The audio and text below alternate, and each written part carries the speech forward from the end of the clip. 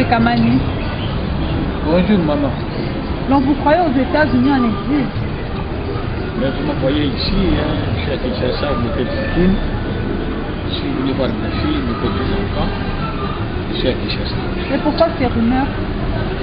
Bien sûr, ça fait presque 2 ans que je n'apparais plus sur les médias. Depuis 2011, j'ai repris un peu ma retraite pour me réfléchir un peu, pour prendre un peu du temps. Prendre sa retraite à l'UDPS ou bien à la politique? Je prends pas ma retraite, vous savez, en politique, il n'y a pas de retraite. J'avais des gens qui sont à 90 ans qui sont en politique active, comme le Mugabe et tout ça. Je crois qu'on peut prendre en politique un temps pour l'autocritique, voir un peu son itinéraire, d'où est-ce que je viens, où est-ce que je suis, où est-ce que je vais. Et je crois que ce sera qui m'a conduit à me effacer un peu pendant presque 2 ans. Bien sûr, comme je suis un acteur politique, j'ai été attiré par l'opposition extra-parlementaire. Je suis le secrétaire général de cette opposition extra-parlementaire, Fédération de l'opposition républicaine extra-parlementaire. C'est moi qui anime le secrétariat général. Vous avez abandonné celui qui a fait de vous, M. Kamani, l'UDPS. J'étais un cadre à l'UDPS pendant presque 20 ans. J'ai commencé à la sous-cellule, à la cellule. Je suis arrivé au comité national, président de la sous-commission politique. J'étais surtout, non seulement à la CNS, au dialogue intercongolais, comme président du collège des experts de l'UDPS en Afrique du Sud, pendant presque 2 ans.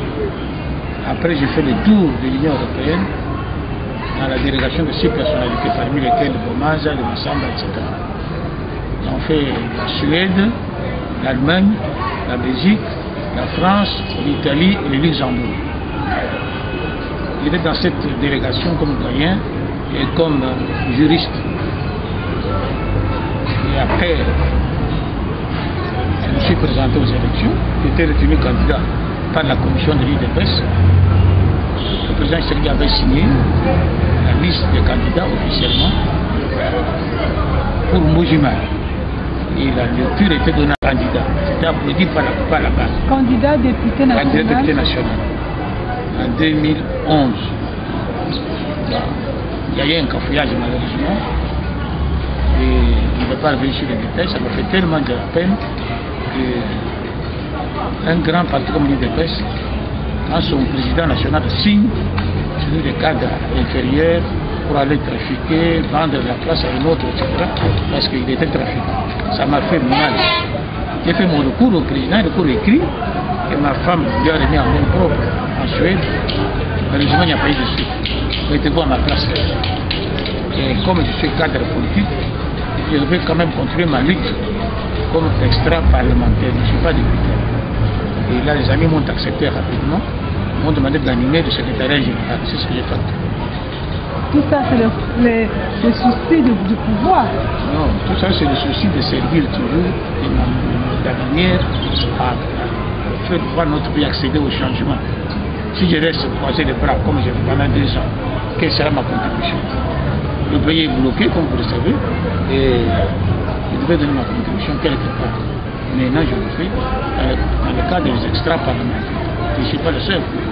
Beaucoup d'anciens de l'UDPS, fondateurs, cofondateurs, pionniers avant-gardistes sont dans d'autres partis politiques. Même comme dans les extra-parlementaires, je ne suis pas le seul. Nous sommes nombreux. C'est pour quand même être utile au combat du changement que nous avons mené depuis longtemps, plus de 20 ans. Et je n'ai pas fui mon pays, je suis toujours ici. Il y avait pris 2 ans de réflexion. Puis je vois un peu clair ce qui se passe, qu'est-ce que je fais, où est-ce que je vais, d'où est-ce que je viens. Et ça m'a fait du bien. Maintenant, je me suis retrouvé où là je suis retrouvé. Nous voulons signaler que c'est grâce à l'AVDC, la voix de la démocratie congolaise, que M. Kamani Katalaï Sylvain va réapparaître encore sur la scène politique. Je félicite, je remercie votre réseau. Monsieur Kamani, il y a deux informations brûlantes pour le moment. Il y a la concertation nationale et les négociations de Kampala. Vous avez suivi le discours du chef de l'État lors de l'ouverture des concertations nationales. Nous voulons savoir votre lecture par rapport à son discours. Je crois que nous sommes des Africains. En Afrique, lorsque la maison brûle, lorsqu'il n'y a pas de solution dans un village, on se retrouve autour du chef du village pour parler ensemble, réfléchir, se dire les quatre vérités en face. Pour moi, c'est ça le sens de concertation nationale. Parce qu'il y a la guerre à l'Est, tout le monde le sait. Le fonctionnement du pays depuis les élections de 82 et de 2011 souffre un peu, marche un peu, à pas de torture.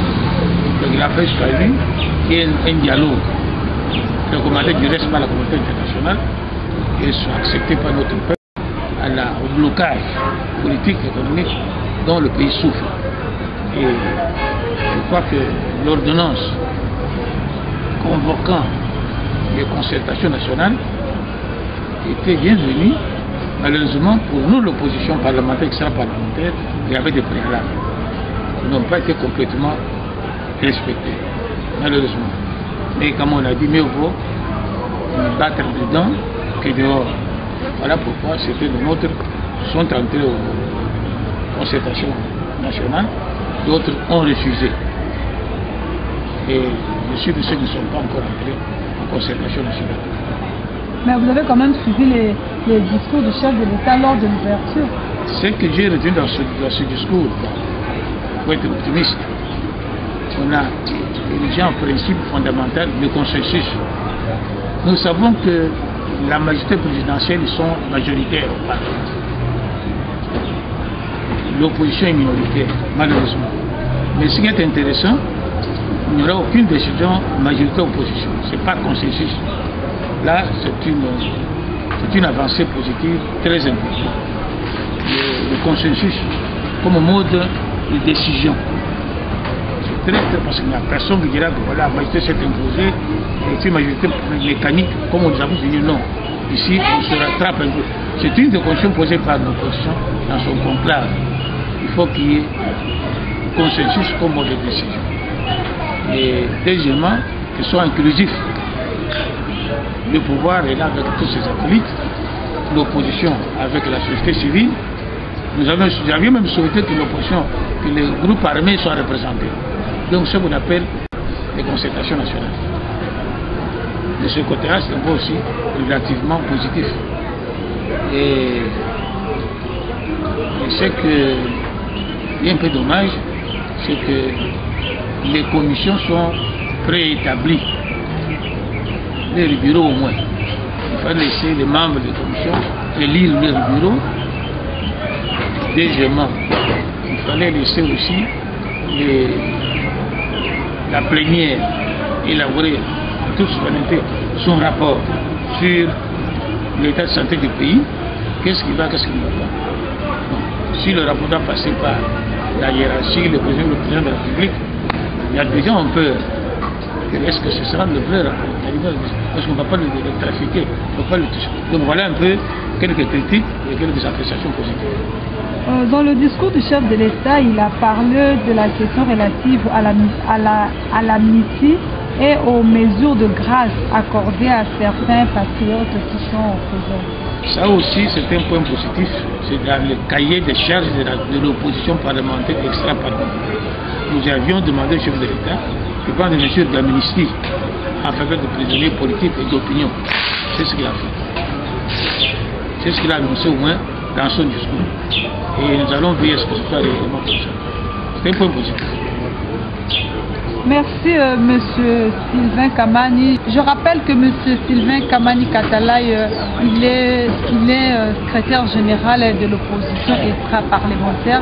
Nous sommes avec lui. Si nous sommes venus vers lui, c'est parce que beaucoup de gens pensent, nos compatriotes ici et ceux de la diaspora pensaient qu'il est en exil Je ne sais pas s'il fuyait quoi, mais il est là présentement à Kinshasa. Et nous sommes ici dans la commune de Limete. Pour ceux qui connaissent Kinshasa, nous sommes au quartier Montel Fikine. Nous sommes là pour parler des informations de l'ordre de l'heure. Il s'agit de la concertation, des concertations nationales et des assises de Kampala. Et puis M. Kamani aussi a tracé un peu son parcours. Nous poursuivons avec vous. Mais vous venez là de faire vos appréciations et critiques par rapport aux concertations nationales. Mais ce que nous avons remarqué aux concertations nationales, il n'y a pas de grandes figures de l'opposition, comme Kamere qui a boycotté, il y a aussi M. Etienne Tshisekedi de l'UDPS qui n'est pas représenté, ni lui ni les membres de son parti. Est-ce que vous pensez réellement que ça va aboutir quand une grande partie de l'opposition n'est pas représentée? Et puis ce sont là les grandes assises de l'opposition qui n'est pas représentée. Est-ce que vous ne craignez pas que ces concertations puissent accoucher d'une chose? Je crois qu'il faut attendre la fin des concertations nationales afin de conclure. Il est vrai que certaines figures importantes de l'opposition ne sont pas plus part à ces concertations. Comme M. Tshisekedi, comme M. Vital Kamerhe, c'est vrai. Je vous ai dit moi-même tout à l'heure, au niveau du conclave de l'opposition, nous avions certains préalables. Ces préalables n'ont pas été tous respectés par le pouvoir dans son ordonnance. Il y a eu d'un côté ceux qui estimaient qu'il faut aller combattre à l'intérieur des concertations, faire remarquer ça, des choses qui ne vont pas. Vous devez rester dehors, vous devez la chaise vide n'est pas toujours la meilleure. D'autres ont estimé que non, il ne faut pas entrer, il ne faut pas couvrir la politique du gouvernement, il ne devait pas écouter l'opposition. Nous étions divisés en deux groupes. Les uns pour aller dire la vérité à l'intérieur, d'autres laisser dehors. Mais nous sommes en contact les deux. Alors, et ça va accoucher d'une souris, advienne que pourra. Il vivra, verra comme nous. Donc nous verrons si le présidium qui est là dirige bien les travaux, il faut que c'est d'une souris. Si les travaux sont dirigés de manière à la droite ou bien dictatoriale, ça va que c'est d'une souris. Nous verrons d'ici 2 semaines. Mais déjà, le participant ne viennent plus. Hein. Il y a des gens qui se précipitent. Croient qu'il y aura, c'est pas moi, $450 par jour ou bien $500 de perdien par jour. Et avec le Premier ministre qui a dit niet, il ne faut pas dépenser beaucoup d'argent de perdien par personne. Et des gens constatent que les salles sont presque vides. Il n'y a pas assez de gens, il n'y a pas assez d'engouement comme au début. Vous savez, madame, ça dépend des écoles politiques d'où l'on vient. Moi, je viens de l'école politique de l'IDPS, de presque 20 ans, cadre. Je vous ai indiqué tout à l'heure. À notre école politique, on n'est pas attiré par l'argent facile. On va là-bas parce que nous avons fait 2 ans en Afrique du Sud au dialogue intercongolais. Personnellement, j'étais le président du collège experts de l'IDPS. Il n'y avait pas de perdien. Il y avait 3 personnes qui devaient recevoir le perdien, mais pas une trentaine d'experts qui étaient là-bas de frères pendant 2 ans. Donc, je viens d'une école où on voit d'abord l'idéal, pas les facilités. C'est la différence entre l'opposition et la mouvance politique. Et qui sont venus pour les perdièmes sont en train de vider la salle, ça c'est vrai. Mais il faut poser la question à ceux qui les avaient invités, ce groupe-là, pourquoi ils ont invité des gens qui sont aussi attirés par les gars faciles. Oui, merci beaucoup M. Kamani. Nous vous rappelons que vous êtes en train de nous suivre sur la radio-télévision La Voix de la démocratie congolaise. À l'internet, vous pouvez nous suivre à www.lavdc.net. Nous poursuivons avec M.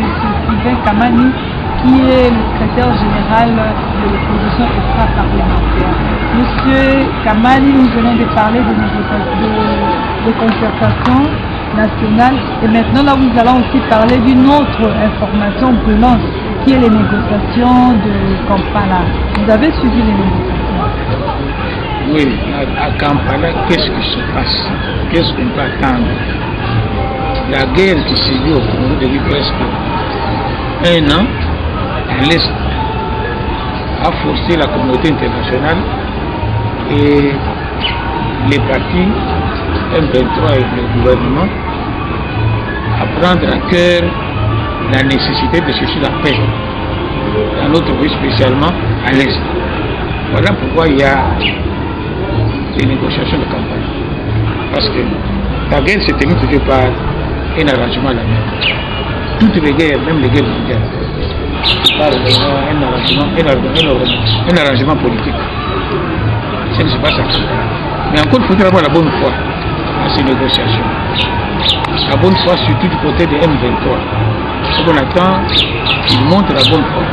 Ça ne se fait pas d'un côté négocier avec leur pays, de l'autre côté tirer les obus sur Goma, sur la population, ce n'est pas bien. Là, franchement, le peuple congolais n'est pas content. Il y a même qui avait souhaité d'arrêter, qu'on arrête les négociations de conflit. On arrête à demander au pouvoir d'arrêter. Mais, qu'est-ce que vous voulez, la communauté internationale s'impose qu'il y ait un arrangement politique, une socio-politique. Mais nous apprenons que la communauté internationale s'oppose maintenant là que les troupes congolaises sont en train d'avancer vraiment. Pourquoi quand les troupes congolaises avancent, la communauté internationale intervient pour dire que non, il faut arrêter avec la guerre passée aux négociations. Et quand ce sont les rebelles qui attaquent les Congos, là la communauté internationale n'intervient pas pour dire que non, il a arrêté de passer aux négociations. C'est ça que je vous ai dit, que la population congolaise n'est pas d'accord avec ces négociations. Le peuple n'est pas d'accord. Non, comment voulez-vous négocier avec des gens qui vous tirent à la longueur du jour, tirent sur les hommes, sur les femmes, sur les enfants à la longueur du jour? Il y a des morts. Quand on habite la région de l'Est, Nord Kivu, c'est un calvaire permanent. Un calvaire permanent. Ils sont tout le temps déménagés. Il n'y a pas à manger, il n'y a pas à boire, il n'y a pas de logement, il n'y a pas d'école pour les enfants, il n'y a pas d'hôpitaux, etc. Voilà pourquoi notre peuple est contre ces négociations. Mais, comme votre fameuse communauté internationale impose sa pratique. Et vous avez suivi aussi Marie Robinson. Mais il est aussi de la communauté internationale. Il est aussi de la communauté internationale. C'est le même groupe, c'est la même bande. C'est qu'elle dit, bon, une fois que notre groupe avance, qu'il marque des points, arrêtez maintenant, il y a une fenêtre pour la négociation. Dans notre peuple. Et dans un journal, François Mwamba a fait savoir qu'en ce qui concerne Kinshasa, la porte a toute possibilité d'atteindre à la Constitution, à la balkanisation de la République démocratique du Congo est verrouillée. Oui, et verrouillée dans quel sens? D'abord, un peuple uni est plus fort qu'une bombe atomique de quelqu'un. Le peuple congolais dans son ensemble, j'ai dit, je répète, est contre les négociations, et contre, j'ai dit, j'affirme.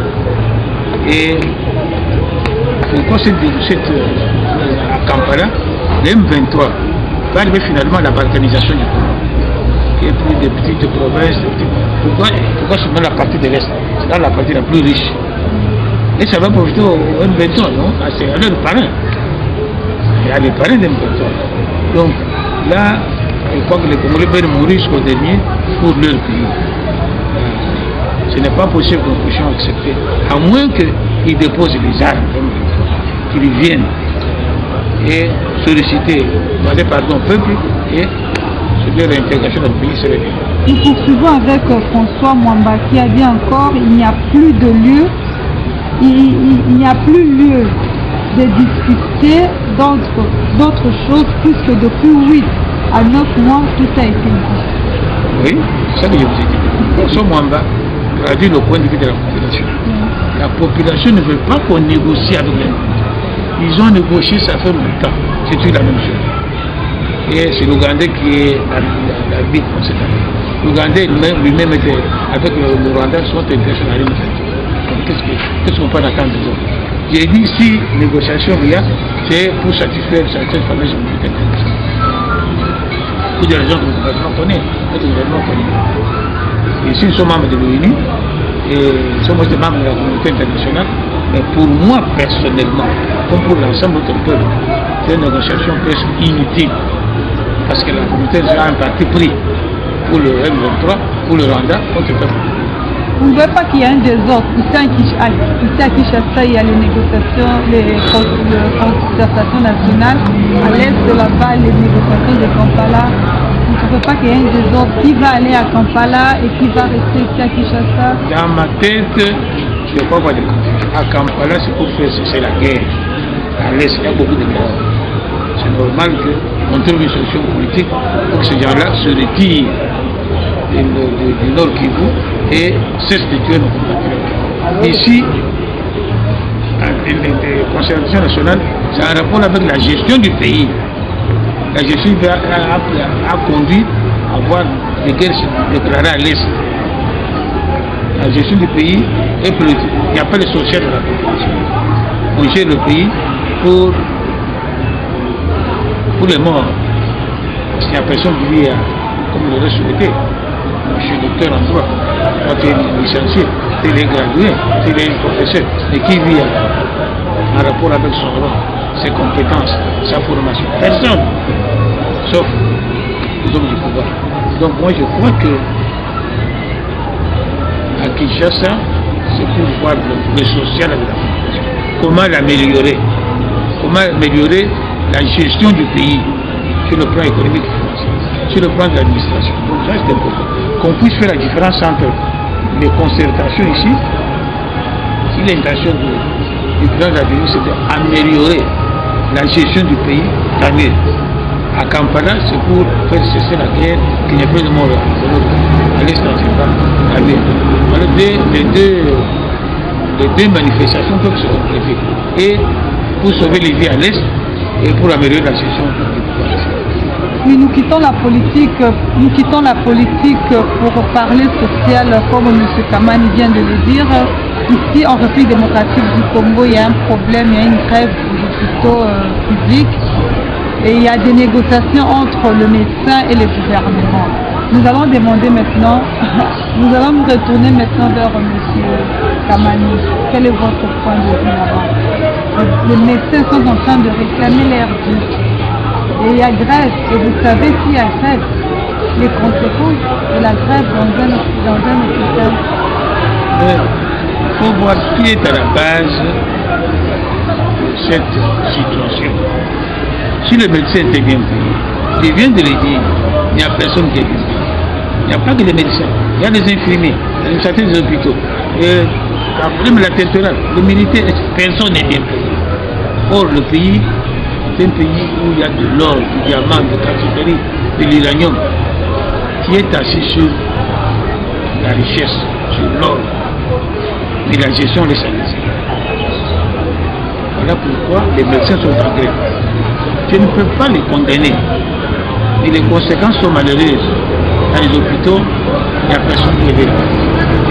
Pour aider les femmes qui vont accoucher, les enfants qui sont évolués, les hommes qui sont accidentés, personne. Je crois que la cause, c'est la mauvaise gestion. Si les médecins étaient bien payés, les fonctionnaires aussi. Après, on était en grève, donc on reprend le fonctionnement d'après ce que j'ai appris. Les enseignants, etc. Mais le pays est assis sur des milliards. Si le pays est bien géré, on ne peut pas avoir des grèves. On ne peut pas avoir des grèves comme dans certains pays qui, même d'Afrique, à Libye, parce qu'il y avait des grèves. La Libye, il y avait des milliards comme au Congo. Mais pas des grèves, au contraire. La Libye, c'était bien. Moi, je crois que la mal est dans la gestion du pays. C'est là le mal. Et si le médecin se font en grève, ils ont raison. Pour être médecin, c'est combien d'années il faut faire à l'université. Et encore cet argent sort. Mais vous n'êtes pas humanitaire, M. Kamani. Vous donnez raison, mais c'est que dans Je suis citoyen de ce pays. Les médecins sont mes frères, mes sœurs. il y a les femmes médecins, les hommes médecins. En tant que citoyens de ce pays, et leur donner parce qu'ils doivent aussi vivre. Ils ont des femmes et des enfants. Il faut d'abord savoir d'où vient le mal. Le mal ne vient pas du médecin. Ils constatent qu'ils ne sont pas payés, alors qu'ils méritent d'être bien payés, comme tous les médecins du monde. Et on ne peut pas les condamner. Il faut plutôt demander que le gouvernement soit attentif à leurs mémoires et qu'il y ait une solution d'arrangement à l'amiable. Mais tout le monde est d'accord. Bon, nous quittons la sociale pour parler de l'éducation. Le 2 septembre, nous quittons social pour parler de l'éducation. Le 2 septembre, en République démocratique du Congo, il y a eu la rentrée scolaire. À Goma, la rentrée scolaire a eu lieu le lundi 9. C'était suite aux différentes guerres qui sévissent là-bas. Et nous voulons savoir le point de vue de M. Kamani sur l'effectivité de la rentrée scolaire en République démocratique du Congo. Ce qui m'a touché beaucoup, c'est l'Est. Et tout à l'heure, que le Congolais, le peuple congolais, n'est pas d'accord avec les négociations à Kampala. Pourquoi? Parce qu'il y a des morts à l'Est.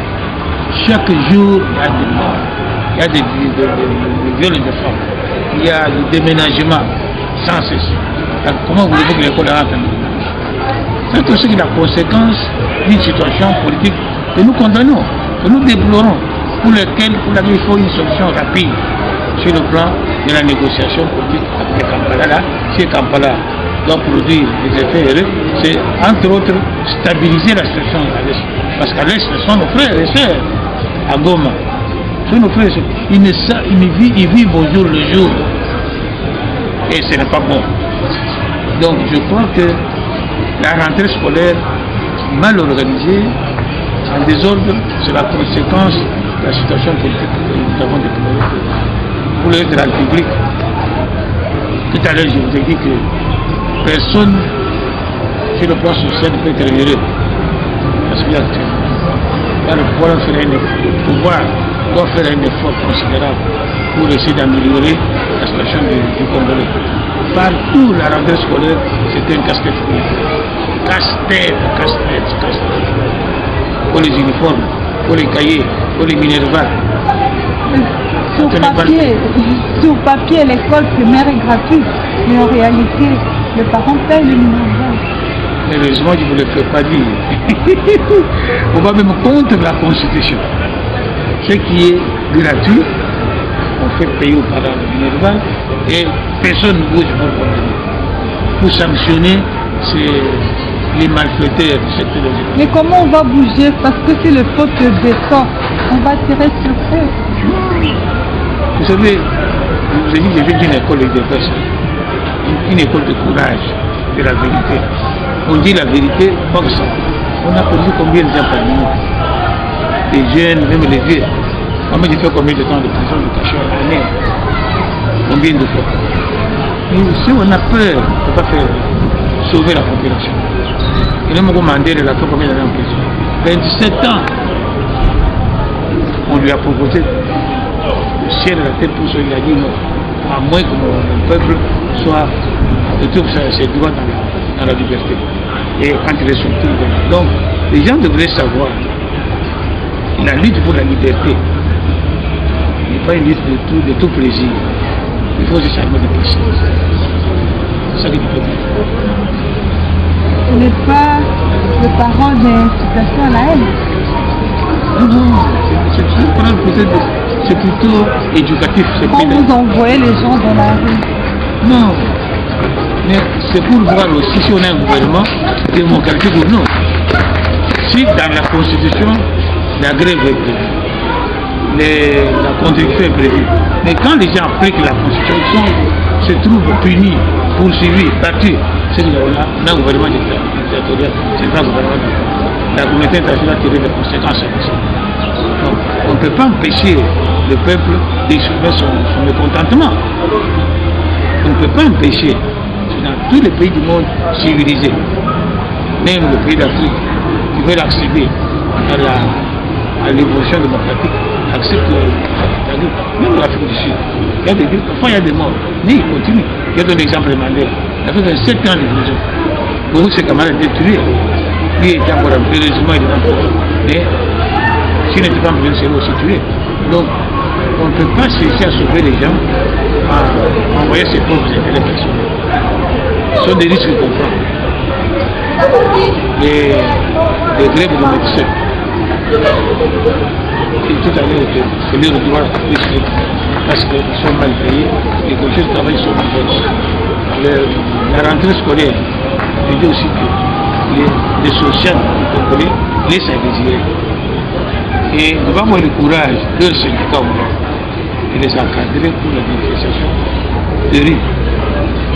Si on tire sur eux, la preuve qu'on a fait un gouvernement de parti, ce n'est pas le même. Mais le gouvernement, depuis l'huile de pêche, comme l'huile de pêche résistait toujours, le gouvernement tire de moins en moins. La communauté internationale des Américains, comme on l'a fait.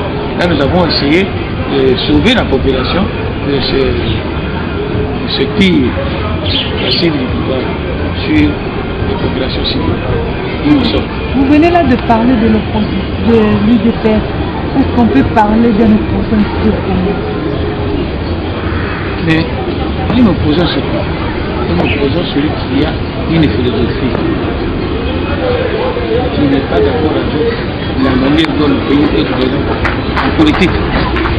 Un opposant politique au Congo, celui qui ne va pas les choses de la même manière que le gouvernement qui gouverne, par exemple, qui gouverne faire des négociations, des campagnes. Nous ne sommes pas d'accord. Normalement, il fallait être dans la rue pour le faire de sortir. Le gouvernement ne peut pas bien les menacer. Il fallait être dans la rue pour sentir. Donc le gouvernement, dans une démocratie, marche avec les pressions. Et dire qu'il n'y a pas d'opposant, un opposant dans ce pays, c'est faux. Moi-même qui vous parle, qui fais l'opposant politique. Avec mes amis de si nous concluons qu'il n'y a pas d'opposant ici au Congo, c'est parce que nous voyons comment vous changez. Le matin, tu es à l'opposition, le soir, non, facilement, on est en train de vous corrompre. Et moi, je me demande si réellement il y a des opposants au Congo. Ceux qui criaient hier opposants, et le matin, la nuit, tu cries opposant, et le matin, tu changes. Et si vous suivez nos télés ici au Congo, vous voyez vraiment les opposants d'hier, aujourd'hui, sont vraiment plus que même ceux de la mouvance présidentielle. Et c'est pourquoi même on se pose la question de savoir s'il y a d'opposants ici au Congo. Je peux vous dire deux choses. Le premier, c'est qu'il y a des opposants, des carrières. Là, c'est pas bien. On fait l'opposition pour arriver au pouvoir. Si vous ne parvenez pas à réaliser cet objectif, c'est que une opposition pour dire. On fait une opposition pour arriver au pouvoir afin de satisfaire notre peuple. Il y a les opposants aussi de conjoncture qui ont faim. Ils doivent parler fort pour le pouvoir puisse m'acheter, puisse manger. Mais dans tout ce que je vous ai dit tout à l'heure, dans mon parcours, il n'est pas mis personne. J'ai dit toute la sans l'opposant, toute la vérité. Il ne va pas être nécessairement dans le parti de presse pour dire la vérité. Non.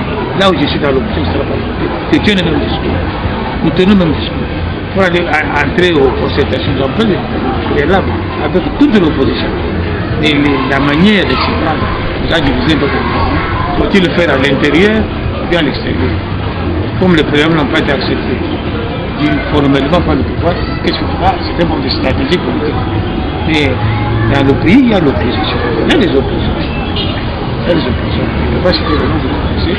Et il y a des oppositions opposants le matin, ils sont achetés le soir. C'est possible, mais le monde, c'est un problème personnel, des convictions personnelles. Comme vous êtes convaincu de votre droit, vous êtes sûr de vos convictions, vous ne changez pas. Vous ne changez pas le matin, vous ne changez pas le soir. Vous avez fait 2 ans de recul. Quel est votre message à la communauté internationale et surtout à la population congolaise et la diaspora, les Congolais qui sont à la diaspora? Nous avons souhaité, au niveau de préalable de l'opposition, que nos frères de la diaspora soient en concertation nationale. Et j'ai été heureux de voir une délégation de la diaspora assez nombreuse tenter une concertation nationale. Avec un message, ils ont dit un message fort pour le pays se retrouve très bien. Et j'estime que les gens doivent tenir le discours. La diaspora ne doit pas faire marche. Mais la diaspora, ce n'est pas les gens de la diaspora comme la cassure. Les gens de la diaspora des machettes pour tuer les dirigeants, les responsables. La diaspora sont des intellectuels. Si on ne disait pas des cas d'intellectuels valables comme l'observation nationale, j'ai suivi les entretiens, nous sommes venus pour dire la vérité en face. On ne va pas faire marche. Mais nous avons demandé à nos amis qui sont restés en Europe de ne pas faire le trouble pendant que nous sommes ici. Et d'attendre notre retour pour faire le rapport. Et tout c'est bien. Et mon frère,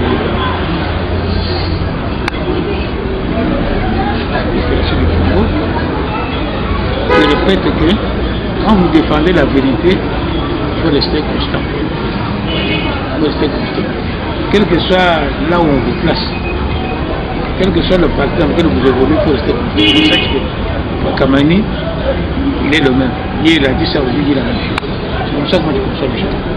Et la communauté internationale devrait demander de prendre en compte quand même les désidérés du peuple congolais. Par exemple, la guerre de l'Est. Nous avons l'impression que la communauté internationale est pour inventer le contre le peuple congolais. Ça, ce n'est pas bien. Il faut que la diaspora nous aide, et qui sont avec là-bas, à taper fort sur cette communauté internationale afin qu'il soit beaucoup plus juste.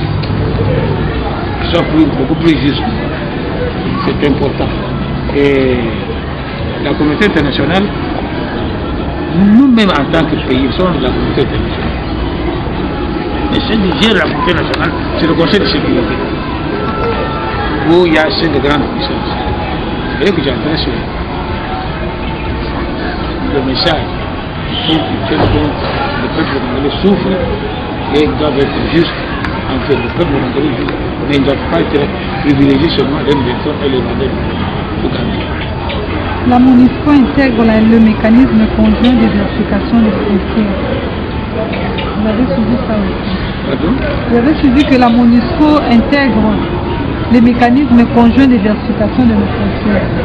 C'est normal d'abord le brigade spécial qui est censé aider le gouvernement congolais, l'armée congolaise à mettre la fin aux aventures de M23. Très bien. Si pour la frontière, ils aident aussi le gouvernement, l'armée nationale à sécuriser la frontière, c'est bien. C'est dans un de nos vœux et voilà la MONUSCO et il représente la branche armée de la communauté internationale aider l'armée congolaise. D'abord, se restructurer. On n'a pas d'armée, malheureusement. Mais se restructurer et être fort au front. Quel est le devoir de tout gouvernement? La protection, la sécurité des personnes individuelles. Tout gouvernement a comme premier devoir sécurité des personnes individuelles à l'intérieur de sa frontière. Ce n'est pas le cas ici. Tout le monde peut venir attaquer le Congo à travers telle frontière. Donc on n'a pas d'armée. L'armée se recherche. Si la MONUSCO, sur les études de la communauté internationale, la branche militaire de la communauté de la MONUSCO et de notre armée à sécuriser la frontière, tant mieux, nous ne demandons pas mieux que ça. Nous sommes donc à la fin de notre mission, votre dernier mot pour cette émission. D'abord, remercier votre réseau. Monsieur, c'est pas, ça fait 2 ans qu'il ne parlait plus. Et mettez moi-même donner discipline de me observer, écouter. Moi, qu'est-ce que je peux faire? Ça peut donner l'occasion de sortir à partir d'aujourd'hui et d'être dehors. Merci beaucoup à votre réseau, à votre organisation, à vos responsables. Merci aussi pour votre disponibilité. Merci. Nous sommes effectivement à la fin de notre mission. Nous rappelons que nous avons reçu pour vous M. Sylvain Kamani Katalai. Il est secrétaire général de l'opposition extra-parlementaire. Avec lui, nous avons parlé des questions de l'air. Merci beaucoup parce que vous avez suivi sur notre radio, télévision, La Voix de la démocratie congolaise. Et vous nous avez suivi aussi par net www.lavdc.net. Merci beaucoup, à la prochaine. Nous sommes à Kinshasa, la République démocratique du Congo, dans la commune délimitée précisément au quartier Motel Pikine.